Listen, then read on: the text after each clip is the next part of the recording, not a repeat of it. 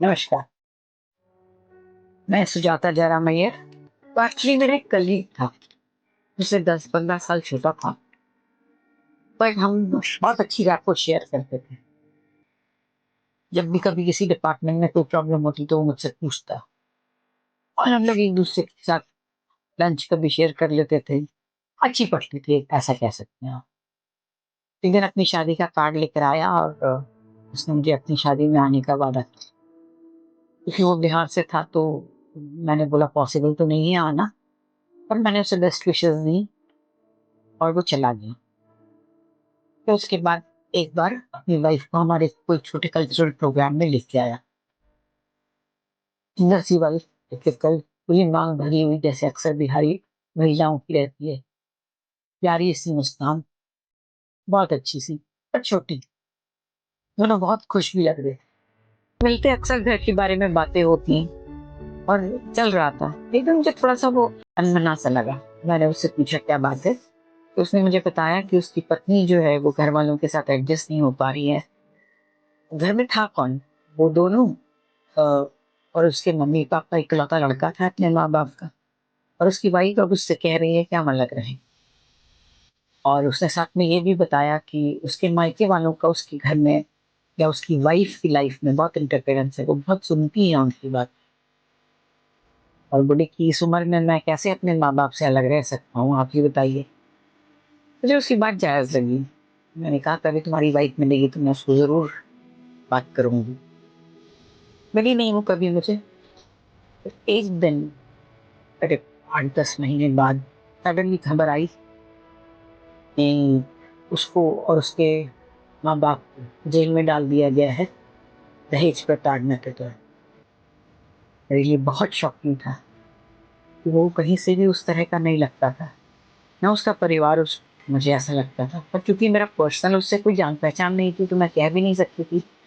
मैंने आसपास जानने की कोशिश करी तो सबने कहा कि नहीं, उसका परिवार ऐसा है ही नहीं।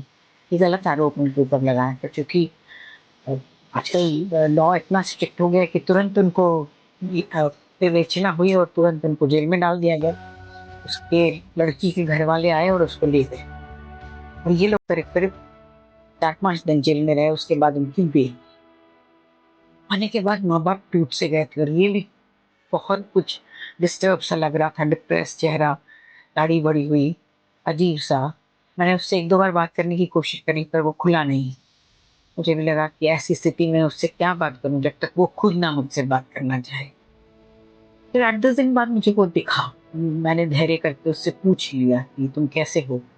उसने कहा कि मैं तो ठीक हूँ, पर जो जेल में जो मैंने टाइम काटा है वो मेरे लिए बहुत बुरा था, और मेरे माँ बाप के लिए तो मुझसे भी बुरा। और पूरे मोहल्ले में हमारी बहुत खींचू हो रही है और जो भी हम पे आरोप लगे हैं वो एक भी सच नहीं है। पर चूंकि लॉज इतने स्ट्रिक्ट हैं तो हमको सीधे उन्होंने जेल में डाल दिया। पर अब हम बाहर हैं। मैंने कहा तुम्हारी पत्नी? लेकिन नहीं, वो अपने ही मायके में है, अब मैं उससे वो वापस लाना नहीं चाहता।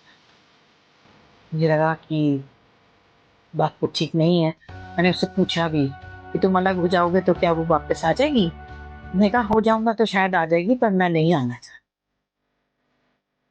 ठीक है, किसी के पर्सनल लाइफ में बहुत ज्यादा इंटरफेयर नहीं करना चाहिए सोचकर मैं भी चुप रही। और एक दिन पता चला कि उसका ट्रांसफर हो गया है, वो किसी दूसरे शहर जा रहा है। जब उसकी फेयरवेल थी तो मैंने उससे पूछा कि अब तुम अपनी पत्नी के लिए क्या सोचा है? बोला कि नहीं, मैं सोचता हूँ उसको ले आऊंगा और अब हम दोनों उस शहर में रहेंगे।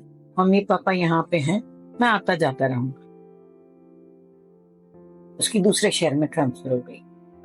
माँ बाप इसी शहर में थे।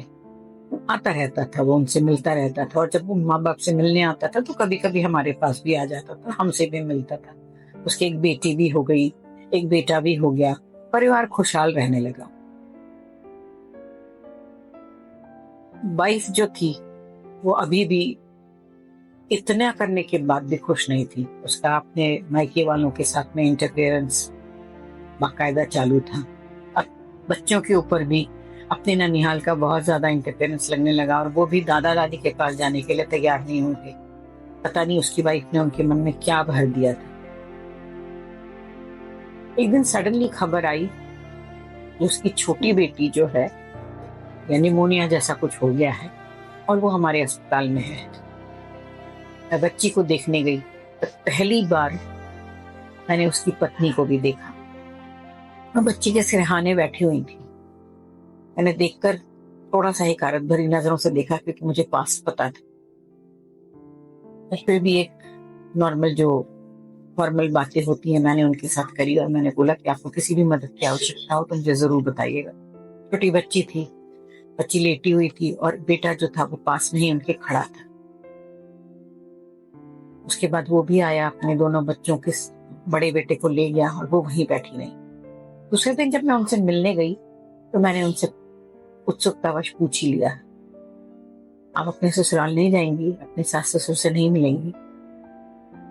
उन्होंने मुझे मेरी तरफ देखा और कहा, आपको कहानी तो पता ही होगी ना हमारी। मैंने कहा हाँ, वो लोग जब से जेल से आए हैं उन्होंने मुझे माफ नहीं किया। मैंने उससे पूछा, आपको नहीं लगता आपने उनको जेल भेजकर गलती करी थी? हाँ, शायद करी थी, पर पति को पाने का एक तरीका ये भी था, क्योंकि मेरी सास जो है वो बहुत ज्यादा इकलौता होने के कारण इनके ऊपर एकाधिकार जमाती थी, और मुझे समझ नहीं आ रहा था कि मेरा इस घर में अस्तित्व क्या है।